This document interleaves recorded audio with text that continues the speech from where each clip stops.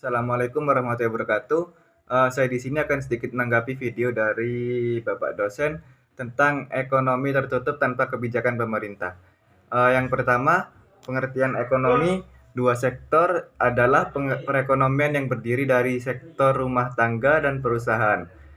Ini bentuk yang paling sederhana dan analisis makro ekonomi mengenai penentuan tingkat kegiatan ekonomi suatu negara. Diagram alir perekonomian dua sektor. Di sini ada rumah tangga yang produsen dan rumah tangga konsumen. Kalau yang produsen itu yang memproduksi barang, sedangkan konsumen yang mengonsumsi. Mulai dari rumah tangga produsen, apa yang diterima rumah tangga produsen itu mendapatkan barang, harga pada akhirnya barang tersebut dijual lagi kepada konsumen dan perusahaan atau produsen dapat imbalan atau uang. Yang ketiga yaitu aliran pendapatan dalam perekonomian dua sektor. Yang pertama, sektor perusahaan menggunakan faktor-faktor produksi yang dimiliki oleh rumah tangga. Yang kedua, sebagian besar pendapatan yang diterima oleh rumah tangga akan digunakan untuk konsumsi. Yang terakhir, sisa pendapatan rumah tangga yang tidak digunakan untuk konsumsi akan ditabung dalam institusi keuangan. Pengusaha ingin melakukan investasi akan meminjam tabungan rumah tangga yang dikumpulkan oleh institusi keuangan.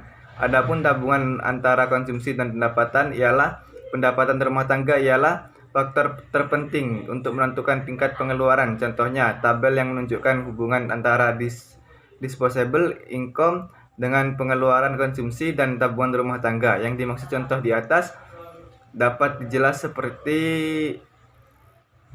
semisal seseorang tidak mempunyai pendapatan sama sekali akan mengonsumsi kebutuhan. Ketika orang tersebut mempunyai pendapatan, maka pengeluaran akan naik. Selanjutnya, kecenderungan mengkonsumsi. Yang pertama, kecenderungan mengkonsumsi marginal atau MPC merupakan perbandingan di antara pertambahan konsumsi atau delta C yang dilakukan dengan pertambahan yang disposable income atau delta YD yang diperoleh MPC sama dengan delta C dibagi delta YD.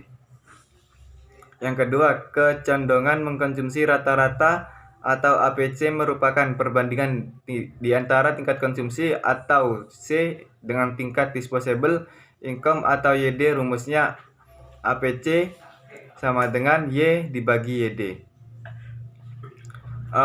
Selanjutnya yaitu kecenderungan menabung. Kecenderungan menabung marginal atau MPS merupakan perbandingan di antara pertambahan tabungan atau delta S dengan pertambahan disposable income atau YD. Yang kedua, kecenderungan menabung rata-rata yang menunjukkan perbandingan di antara tabungan S dengan pendapatan disposable atau YD. Adapun fungsi konsumsi dan tabungan. Fungsi konsumsi yaitu suatu fungsi yang menggambarkan sifat hubungan antara tingkat konsumsi rumah tangga dalam perekonomian dengan pendapatan nasional atau pendapatan disposable. Yang kedua, fungsi tabungan, yaitu fungsi yang menunjukkan sifat hubungan antara tingkat tabungan rumah tangga dalam perekonomian dalam pendapatan nasional. Yang selanjutnya yaitu investasi dan fungsi investasi. Sepemahaman saya, investasi itu yang dapat disimpulkan penanaman modal. Fungsi investasi yaitu menunjukkan hubungan antara fungsi investasi itu menunjukkan hubungan antara tingkat investasi dan tingkat pendapatan nasional. Sedangkan fungsi investasi sendiri itu dibagi menjadi dua, yaitu fungsi investasi ekonomi dan yang kedua yaitu investasi terpengaruh. Sekian tanggapan video dari saya.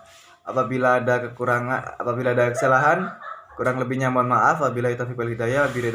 Wassalamualaikum warahmatullahi wabarakatuh.